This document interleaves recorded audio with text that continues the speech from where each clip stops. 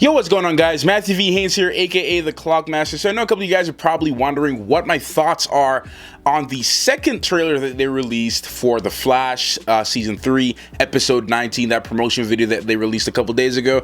So I watched everything over and I did a run through everything, and I found a few things that I noticed that I probably want to share with you guys if you haven't heard by now from a lot of the other channels talking about this, because there's a lot of rap about what's going on with Savatar and as we close up the season. So let's just go through some of the things that I found and share kind of like an updated prediction, or how I feel about what's going on with Savatar. So let's get straight into that. So as looking over this trailer, we got some of the same scenes that we saw before in the first one, but the first one we got now, we got Barry talking to or known as the emo Barry, in the Star Labs, and what I noticed is the board that they were writing on in the back with their plans of different events that happened, it's kind of smashed in. So while this is just a little observation, I can just guess that at this point, either Barry, past Barry, or the Barry, present Barry, or future Barry at some point probably really smashed that board out of anger and frustration because Iris died or the plans didn't work. So one can assume that this is a world that Iris does not exist in. She's dead. She didn't survive. One can assume that is the issue. I mean, there's also a possibility too that maybe she did survive, but they didn't end up in staying in a relationship. They either, she moved somewhere, or they just, went separate ways. So that's kind of like a new thought that I'm getting right now. Maybe Iris survived, but they're, the whole team split up and she's just on her own, doing her own thing. She's separated and she's not really with them anymore. So that can be one possibility, but it's a minor thing to notice that the board is smashed. So looking over the images and the video again, we have Wally sitting in the chair, and he's sitting in the chair and he's unresponsive. He appears to be unresponsive, like he's lost, and he's just sitting in one place the whole time. And what I can get is that maybe Wally possibly lost his speed. It's possible that he lost his speed, and maybe the Speed Force took it away from him.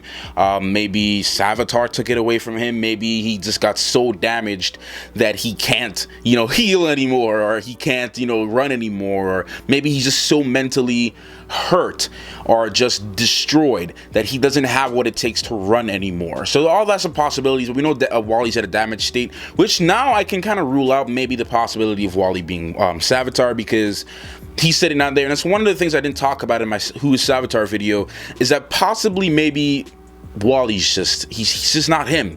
He's sitting down in the chair there and he's broken. So all that is a possibility.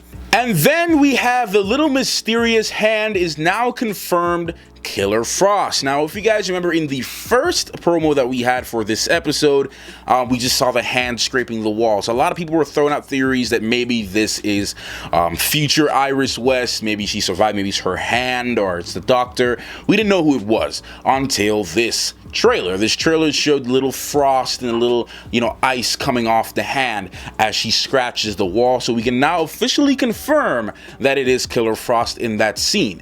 Which leads to the next thing here. One of the things I paused in this frame here, we have Killer Frost, and I totally forgot to mention how hot she looks as Killer Frost. Caitlin looks as Killer Frost. That's just me. I think she looks really nice as Killer Frost. But anyways, besides the point. The point is now what I noticed too in the back, and I did notice Julian in the back of that photo. That's not anything new, but my whole theory about this, maybe Julian is working with Killer Frost. Maybe Julian is somehow in a partnership with Killer Frost, because he loved Caitlin. He loved her, and Caitlin is officially dead. Killer Frost is alive. Technically, even though it's kind of like the same body. So I can kind of understand maybe Julian having some attachment to that being. So maybe Julian is working with Killer Frost because he doesn't appear to be afraid or in some type of position when Barry is confronted by her and she's telling him he'd be so surprised. So maybe she's working with, maybe Julian's working with her. And then we have the future villains, and then we have the villains officially confirmed as well. We have Mirror Master and we have Top. And if you guys remember, Top faced off Jesse in the one episode, and then we have Mirror Master, they're back, and they're running the town. They're running Central City. They're going to be the future villains there, and we all know that the future the future Flash is such a big topic of all of this, and I kind of have a prediction about what happened to future Flash, which I will talk about in a couple minutes, but in a couple seconds or however long this takes. I'll talk about it. But we have the new villains, and you know, they returned and they're running Central City right now. So what I think is really going on is that we know that it's not future Barry or future Flash fighting Mirror Master and Top. We know that future Flash, I think, oh, this is what I think. I think that the whole emo Barry thing with him, the long hair, when he encountered present Barry and they had a conversation, maybe it kind of wakes him up or gets him back to his senses, because I think at this point, you know, it says in the article, it says April 25th, 2024, I think the article said that the Flash goes missing. So I think at that point, maybe Barry retired from being the Flash. I think that he was, I know that in the future that there's no more Flash. The Flash team is disbanded. Everyone's on their separate ways. And there's no more Flash, and Barry just went to this this deep, sad place of not, you know, being the Flash anymore. You know, growing his hair out, probably drinking, you know, the usual thing. Barry probably went all Cat and Lance and and everything. So that was also a possibility. But I think maybe his encounter with Barry, maybe he somehow you know, he wakes up and he's like, you know what, I am the Flash. I need to help him. I need to take care of my city. So then I guess he, you know, shaves his hair off and puts back on his Flash suit, which is what we see. We had the Flash ring as well, which is really awesome, by the way.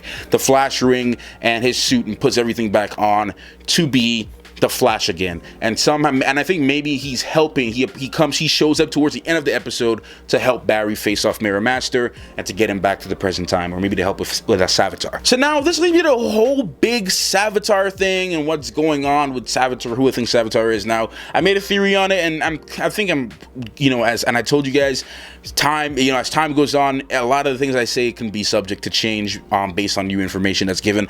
Honestly, guys, really too, and I just remember in reading a lot of comments and everyone talking about this, is that we kind of already saw who Savatar is. I mean, when Jay was giving a backstory of you know, to Barry about, you know, where he came from and this guy, and, you know, he just, you know, Philosopher's Stone, we see this big kind of muscular guy. So a lot of people are saying the muscular guy had like a little indentation on the back of his shoulder, kind of, you know, lined up to how Eddie Thawne died. He had a shot wound through his chest or through his shoulder or through his heart or whatever, coming out the back there, and a lot of people thinking that it's him.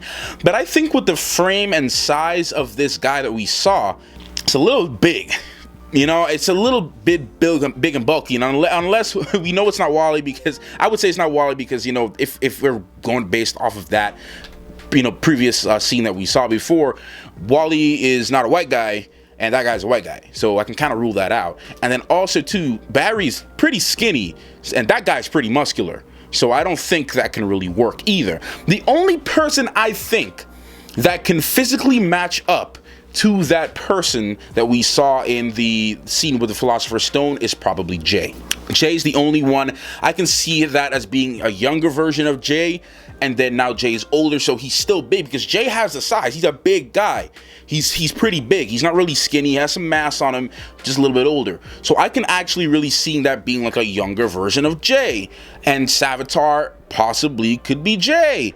I really do think so at this point now. I really honestly really do think so at this point, man, to be honest with you. Or maybe like a time remnant, or maybe a clone version of Jay, or a different version of Jay. I really do think that's the only person so far that we have seen that matches up with the physical attributes of that scene that we saw of Savatar with the Philosopher's Stone. So I don't know if I'm right or I'm just being completely insane. But guys, you let me know in the comment section down below, man, what you think and if you agree with what I'm saying about any of this stuff. Anyways, guys, like I said, I hope you enjoyed this video. If you did, make sure to hit that like button and subscribe if you are new, man. We're getting close to the end, and we're getting back to the return of the Flash. I can't wait for it to come back on. I can't wait to go over the episodes with my mom. It's going to be great. I can't wait to see what's going to happen with the storyline. So you guys let me know in the comment section down below, like I said, if you enjoyed this video, and do you agree with this, my recent prediction on who Savatar may be? If you do, like I said, let me know in the comment section down below. If you don't, also let me know, man. The best comments, the best conversations happens down there. So thank you so much for taking the time out to watch this video. Ring the notification bell on your way out, and I'll see you in the next one. Clockmaster out. Arrgh!